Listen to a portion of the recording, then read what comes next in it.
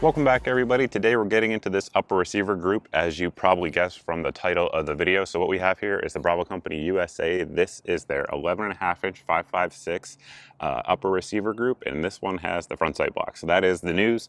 About probably 5 months ago now, Bravo Company introduced this SKU, which basically is all of their 11.5-inch uppers with different rails, whether they be the M-Lock, Key Mod, or the Picatinny rail with a front sight block. So for some of you guys, that's not a huge deal. For some of you guys, you really like it. Like myself, I just am a fan. We'll get into some pros and cons of it here in just a second. But this particular one has the hammer forged barrel in there.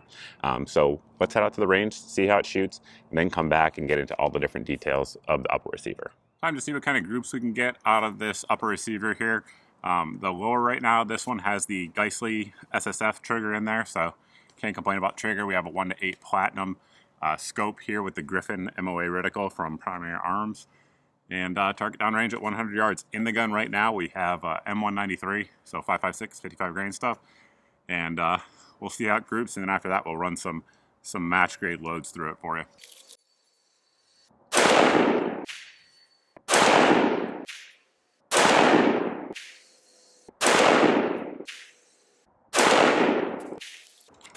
I was wondering, the scope is in a Warren mount. We're using a CTK Precision Rest, which has seen better days. I actually have a nice one that I keep at the house for videos on the dock. But so, what's this here?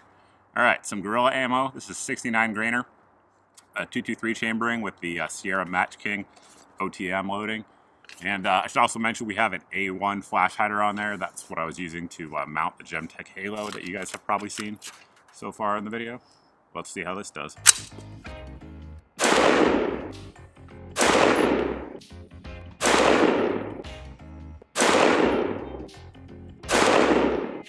Alrighty. Up next, guys, we have some of the Federal. This is their Gold Medal Burger 73 grain loading, 223 chambering with their open tip match bullet in there. The Burger stuff's pretty consistent, so we'll see how it does here.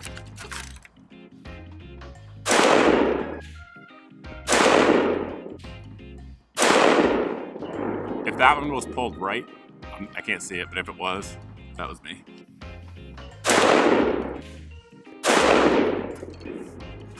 Should also mention we have about a 5-mile-an-hour full value crosswind out here, which is not bad. Shouldn't really impact anything at this distance. Up next, Federal Premium. This is loaded with the Barnes TSX bullet, 55 grainers, 223 chambering. A lot of folks like this for hunting, self-defense, things of that nature with those Barnes bullets. So we'll see how it does. I believe this is an all copper as well, so for those of you guys that live places where that's important, there you go.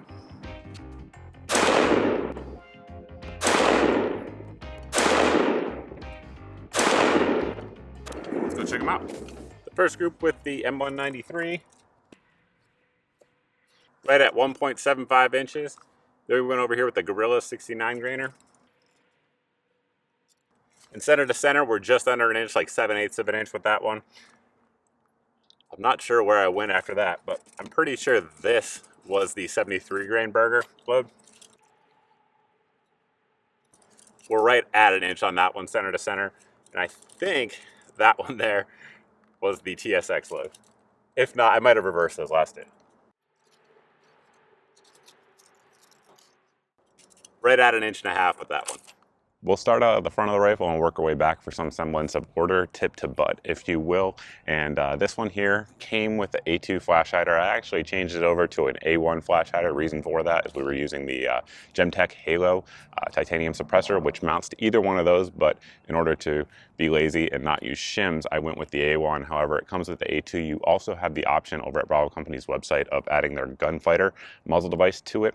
Either way, they're both very good. Just kind of depends what you want there. As as you're picking it out on their website. But continuing on back, the barrel itself, like I said, is cold hammer forged, chrome lined. It has a double chrome lining that you see in like M249s or M240 Bravos. So really thick, durable stuff. It is a government profile. It has a 1 in 7 twist, and then it has a MP and HP testing done to it. So what that means is they fire a proof round, which is the HP portion of that, so high pressure. They fire the proof round through it. After that, they go through with a magnetic particle inspector and make sure that there's no damage to the metal, any hairline cracks, anything like that, that you wouldn't want in your barrel. So it's inspected. After that, it gets parkerized, and they actually parkerize underneath the front sight block, which is something that a lot of companies don't do. Then they put their front sight block on there. And the front sight block has a sling swivel down there at the 6 o'clock position. It also has the bayonet mount there for those of you guys who want to mount your bayonets, though you will be sorely disappointed. I don't know of any out there that will work with this barrel length. However, it will scare a gun grabber. So that is an added benefit to it. Of course, it is pinned right onto the barrel. It has the F-marked height. So for those who don't know, with a flat top upper receiver, the height of the front sight post and block needs to be a little bit different than it would be with an integral carry handle on the A1 and A2 style rifles. So it's correct in that regard. And so let's get into it. Why would you want a front sight block versus not having one on there, or a low profile gas box? So number one, being in the pinned configuration to the barrel is, in my opinion, the strongest way you can attach any front sight on the AR-15 system.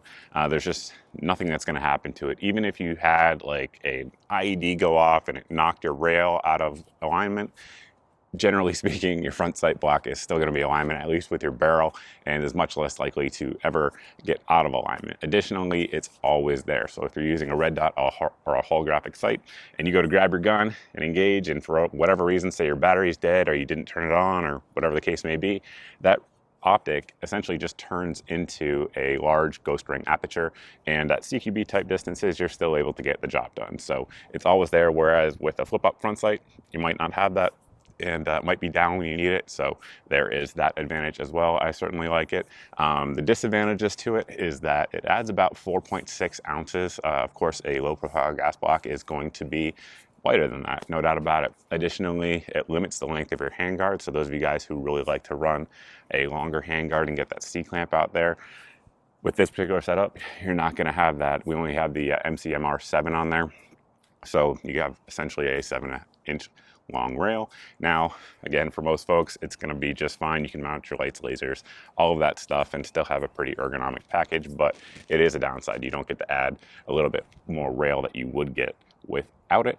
Another con that some folks may say is that with a low profile variable optic, you'll see it and it'll obstruct your target. I've used a lot of 1-4, 1-6, 1-8 scopes with front sight blocks. I've never had that happen, literally not once. I've never noticed it when actually engaging a target. If you're looking to look at the front sight block through your optic, yes, on the 1 power setting or 1.5, whatever, you can see it, but once you get, beyond 2 or something like that, it's either ghosted out or not there at all.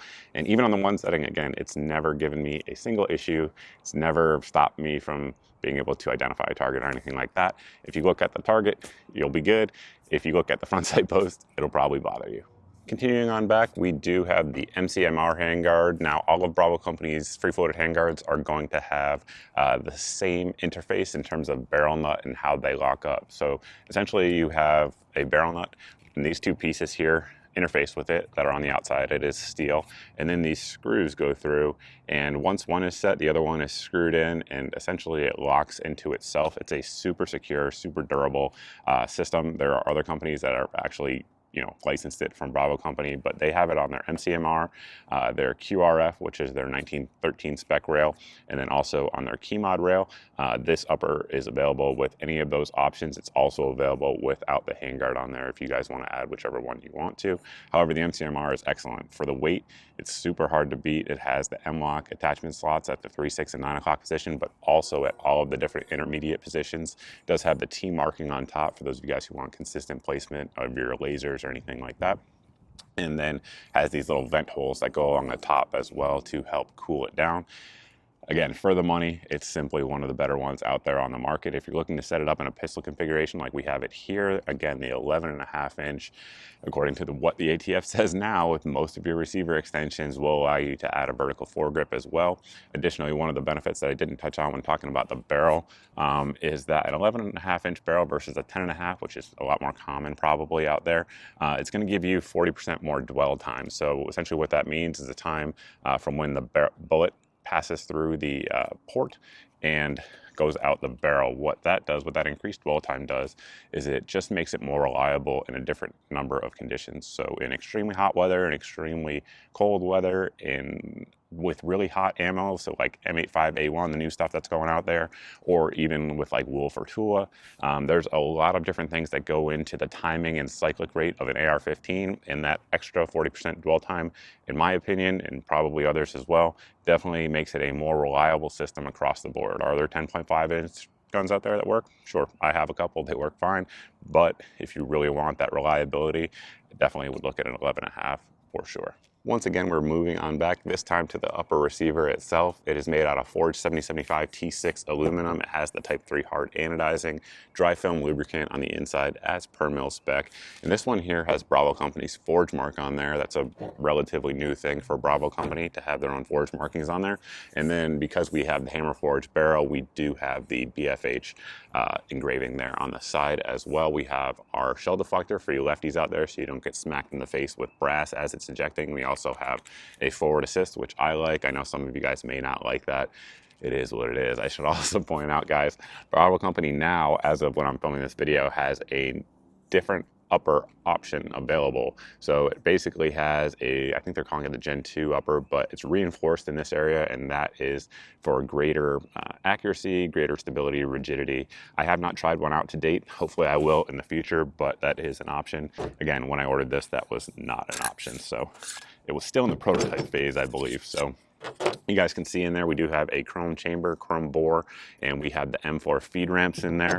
You have a number of different options when ordering in terms of charging handle. This one here is the Mod 3, and essentially we have just a single side extended latch. We have the gas busting system here, which I really like. The more and more I shoot suppressed, the more and more I really like it. It keeps the gas out of your face, and even with the Gemtech Halo can, which is a traditional baffle style can, it's not like a low back pressure can or anything like that.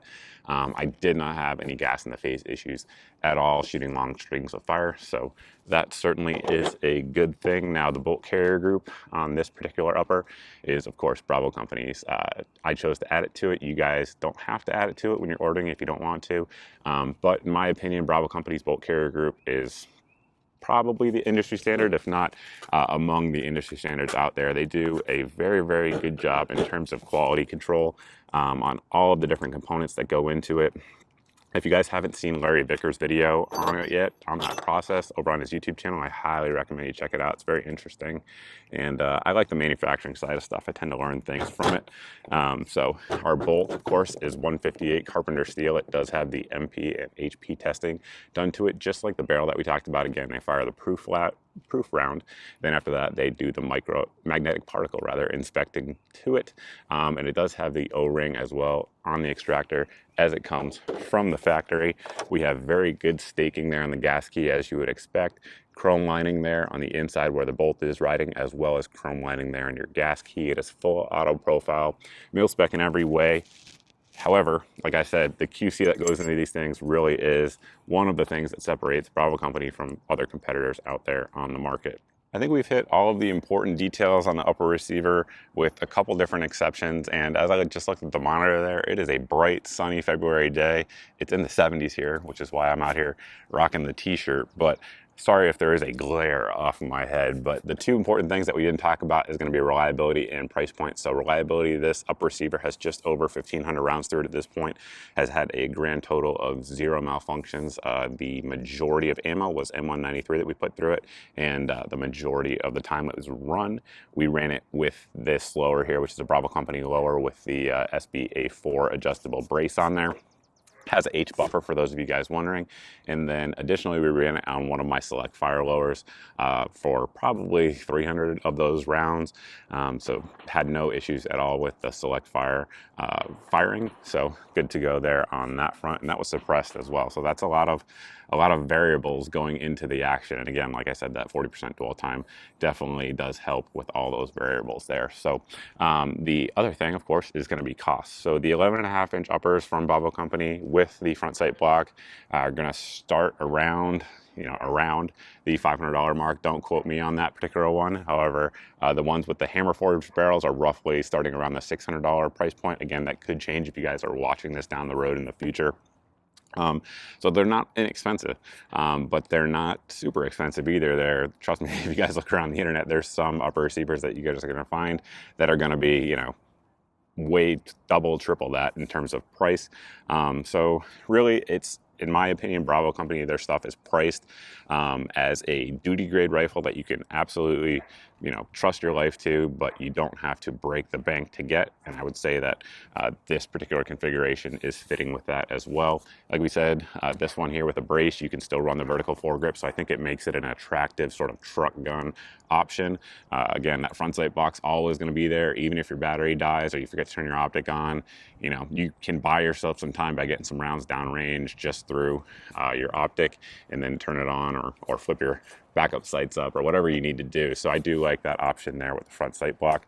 I don't think there's anything that I missed at this point. If you guys have any questions about the upper receiver or anything else, feel free to let me know down below in the comment section. You can also contact me over at my Facebook page. That's generally speaking the best way to get in touch with me, because I see all those messages over there and I don't always see them here on YouTube or other places that I post videos, simply because that's just the way that the algorithm seems to work these days. If you guys aren't subscribed and you like this video, please go ahead and hit that subscribe button. If you've already done that and you're not seeing 2 to 4 videos a week here on the channel, make sure you hit the notification bell. If you've done both of those, I recommend that you sign up for my email list. I send 1 email out a week at most. Sometimes I don't even do that, and it just has all the videos since the last email, so that way you guys don't miss anything, and there's no social media giant trying to stop you guys from seeing the content that we put up here on the channel. So that's it. Thanks for watching, guys. Thanks for subscribing. I look forward to seeing everybody in the next video.